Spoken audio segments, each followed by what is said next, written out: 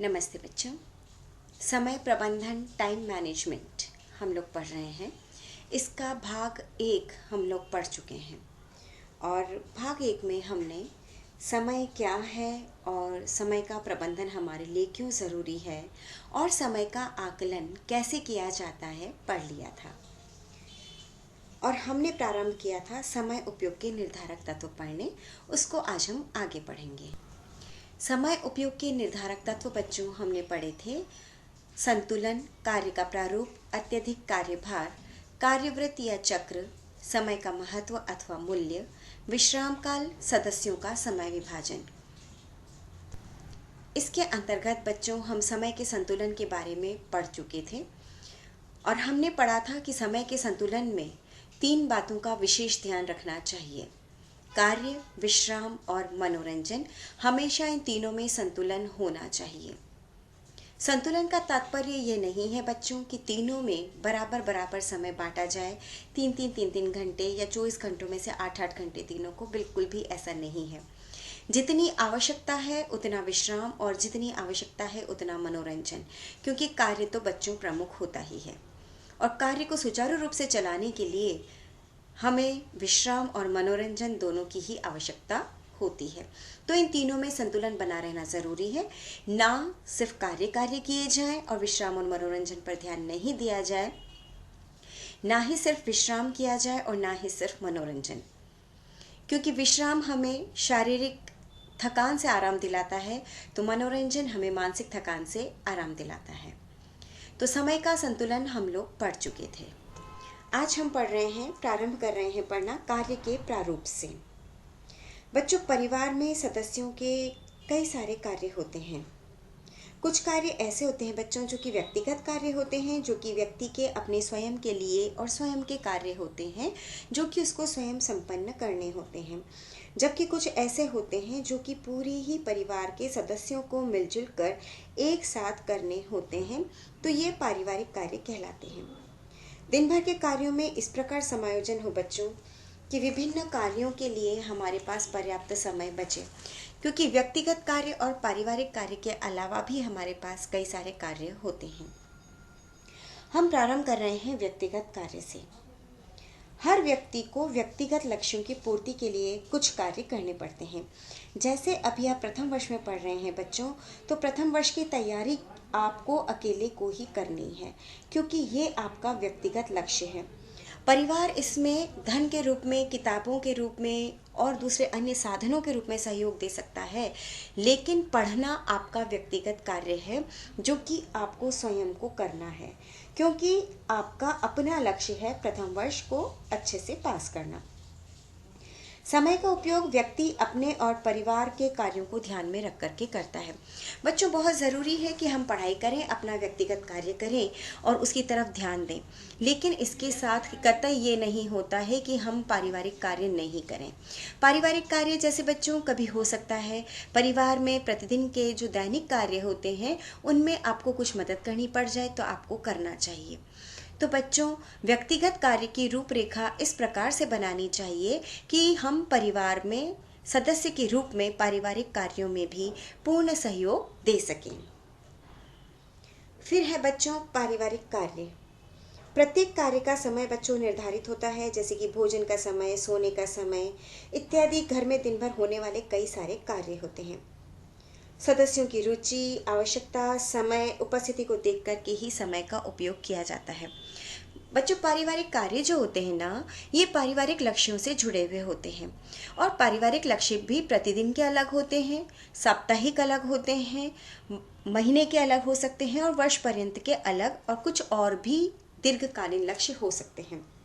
तो पारिवारिक कार्य यानी कि पारिवारिक लक्ष्यों को जब भी प्राप्त करने के लिए पारिवारिक कार्य की रूपरेखा बनाई जाती है, उस समय ये देखा जाता है कि प्रत्येक सदस्य की रुचि क्या है, आवश्यकता क्या है, सदस्य के पास समय कब है, मतलब वो कब अपने व्यक्तिगत कार्यों से फ्री होता है और उस समय वो पारिवारिक कार्य करने के लिए तैयार होता है।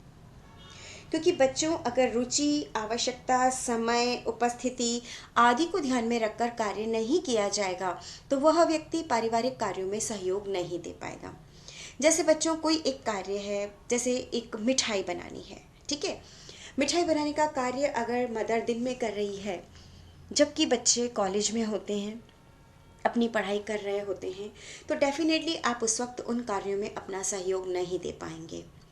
इसीलिए जब भी इस प्रकार के कार्यों में जिसमें कि हमें परिवार के सदस्यों की मदद चाहिए और परिवार के सदस्यों का उसमें हमें सहयोग चाहिए, ऐसे कार्यों को हमेशा परिवार के सदस्यों की रुचि को, आवश्यकता को, उनके समय को और इसके अलावा उनकी उपस्थिति को देखकर ही तय किया जाता है। बच्चे फिर होते हैं मौसम के अनुसार कार्य।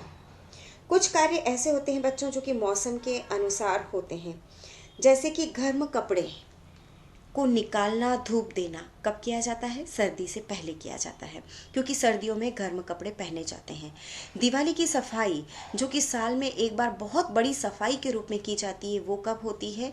मौसम के अनुसार दिवाली के आने से पहले। बच्चों, घर में बनाने वाले कई सारे कार्य जैसे कि गेहूं को खरीदना, घर का राशन खरीदना, एक साथ उनको काम में लेना, और मौसम के अनुसार कार्य में बच्चों जैसे नींबू का अचार बनाना, केरी का अचार बनाना, कुछ चीज़ें मौसम के अनुसार ही हमें उपलब्ध होती है और उनके अनुसार ही उन कार्यों को किया जाता है। इन कार्यों में बच्चों हम वार्षिक कार्य को भी सम्मिलित कर सकते हैं। वार्षिक कार्य वो होते हैं जो कि साल में एक बार किए जाते हैं। तो बच्चों, जब मौसम आता है तभी वो कार्य होते हैं।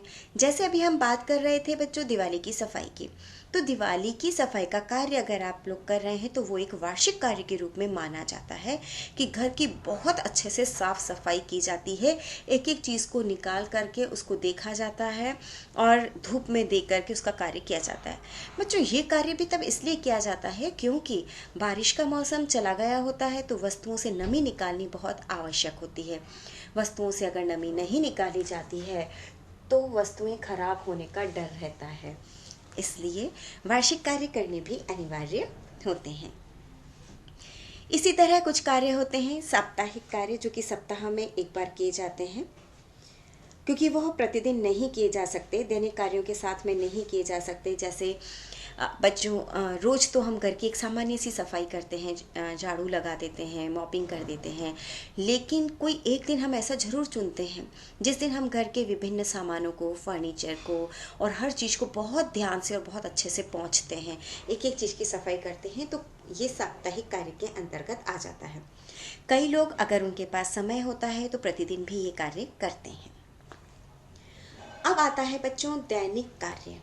प्रतिदिन किए जाने वाले कार्य दैनिक कार्य कहलाते हैं, जिन्हें कि नियमित रूप से प्रतिदिन संपादित करना होता है।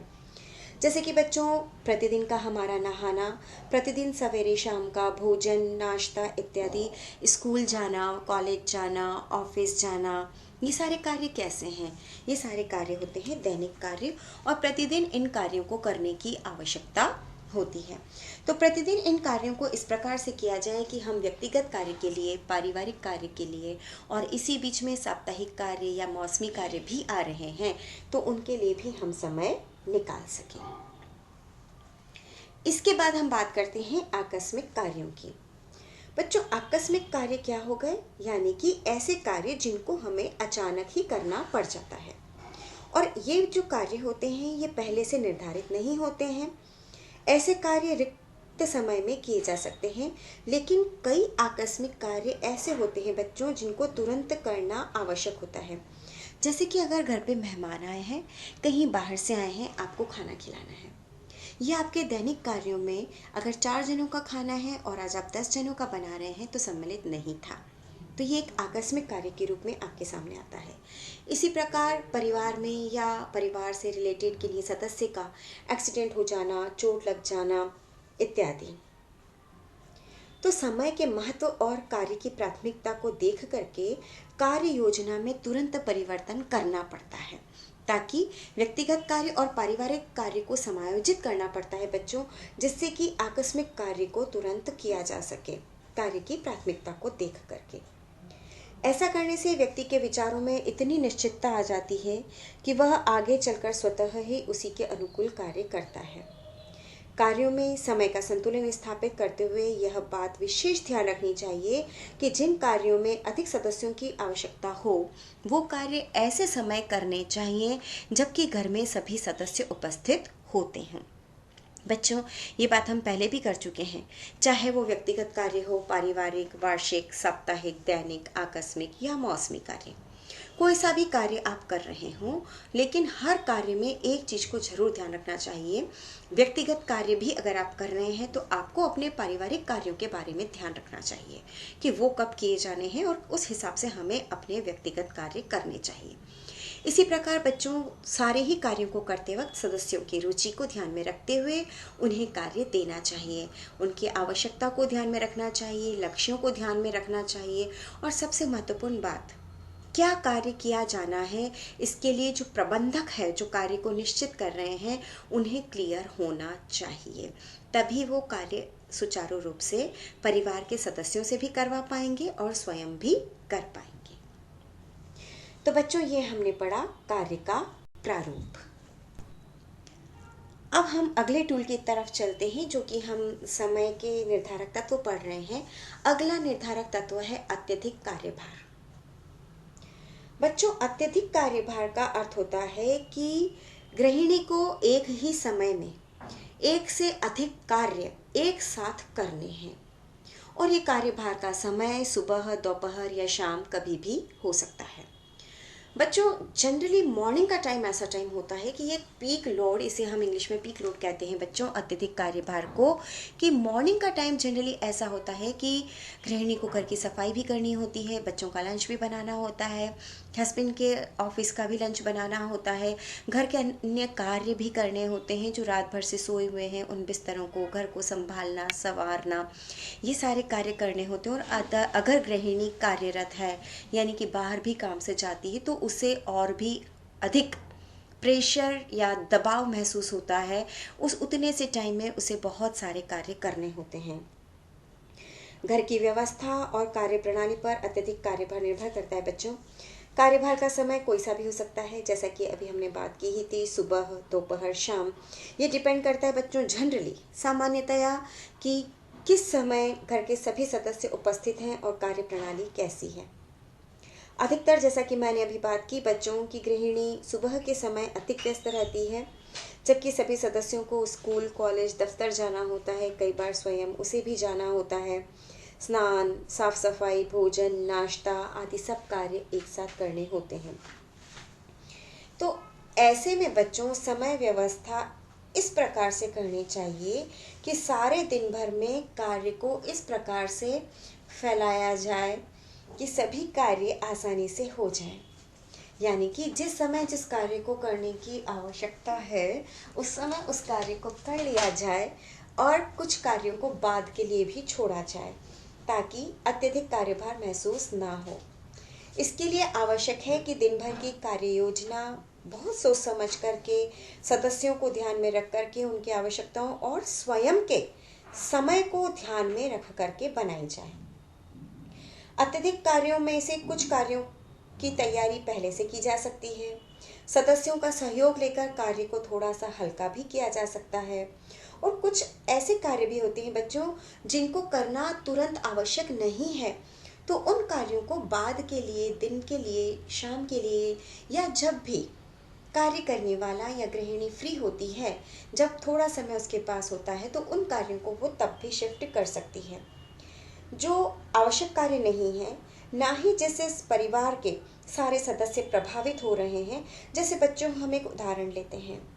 अगर गृहिणी सोचे कि मैं घर की साफ सफाई पहले करूं और लंच बाद में प्रिपेयर करूं, लेकिन लंच सभी को साथ में देना है, तो क्या यह सही निर्णय है? बिल्कुल भी नहीं, क्योंकि परिवार के सभी सदस्य सफाई से प्रभावित नहीं हो रहे हैं एट प्रेजेंट, यानी कि उस पर्टिकुलर समय पर वो सफाई से प्रभावित नहीं हो रहे हैं, लेकिन परिवार के सभी सदस्यों को समय पर अपना लंच बॉक्स चाहिए। तो ऐसे में आवश्यक कार्यों को पहले किया जाए और अनावश्यक कार्यों को रिक्त समय के लिए छोड़ा जा सकता है। भारी कार्य जिनमें कि बहुत अधिक शक्ति व्यय होती है और थकान होती है, ऐसे कार्यों को करने के लिए घरेलू उपकरण का, या जो भी नवीन उपकरण आते हैं, या कोई नवीन कार्य प्रणाली है, उसको अपना करके भी कार्य को हल्का किया जा सकता है। जैसे बच्चों, बहुत साधारण सा एग्जाम्पल है जो आप सभी महसूस भी कर रहे होंगे।